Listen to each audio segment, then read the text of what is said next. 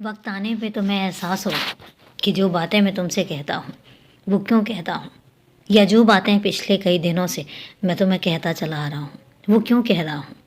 मैं तुम्हें किस बात के लिए आगाह करना चाहता था और मैं तुम्हें क्या चीज़ें देना चाहता था, ये आने वाले कुछ दिनों में तुम्हें बहुत जल्दी पता लग जाएंगी।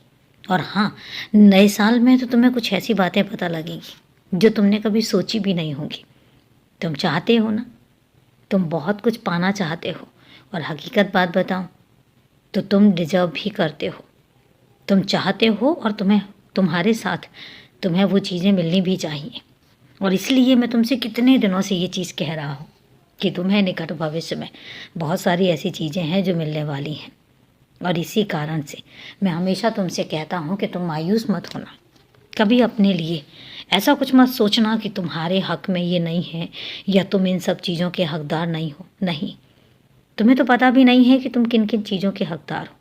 तुम्हें तो ये भी नहीं पता है कि मैं तुम्हारी किस्मत में क्या कुछ लिख चुका हूँ। मैं नहीं मानता कि तुम्हारी किस्मत में किसने क्या लिखा है नहीं लिखा है, लेकिन हाँ, मैं इतना ज़रूर जानता हूँ कि अगर मैं निर्णय ले लूँ तो तुम्हारी किस्मत में क्या ऐसी चीज़ें हैं जो नामुमकिन हैं। मुझे पता है कई बार तुम शिकायत करते हो कि बाबा आप मुझे शिरडी नहीं बुलाते।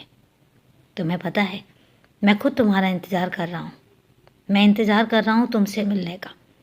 बहुत कम बच्चे होते हैं जिनसे मैं मिलने का इंतज़ार करता हूँ, और वो बच्चे बहुत ख़ास होते हैं। ऐसा नहीं है कि बाकी सारे बच्चे मुझे प्यारे नहीं हैं, मुझे सब बच्चे प्यारे हैं, लेकिन तुम उन ख़ास बच्चों में से हो जिनका मैं इंतज़ार करता हूँ। पता है क्यों? क्योंकि तुम साफ दिल हो। तुम्हारा रिश्ता किसी आडंबर से नहीं जुड़ा हुआ है, तुम्हारा रिश्ता किसी वहम से नहीं जुड़ा हुआ है। तुम मेरे साथ रिश्ता किसी टोने टोटके से करके नहीं करते हो, और ना ही तुम मेरे साथ रिश्ता किसी स्वार्थ के साथ जोड़ते हो।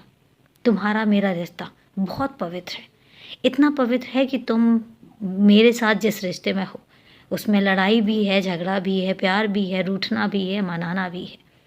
और इसलिए मैं तुमसे कहता हूँ तुम्हारा मेरा रिश्ता बहुत ख़ास है, और इसलिए मैं कहता हूँ कि तुम मुझसे इतने दूर नहीं हो जितना तुम सोच जाते हो।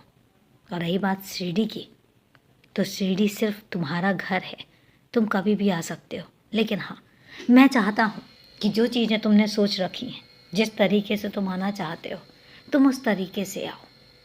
तुम उस तरीके से आओ जिस तरीके से आकर तुम्हें सुकून मिले। खुश रहो, हमेशा खुश रहो, और मैं हमेशा तुम्हारे साथ हूँ।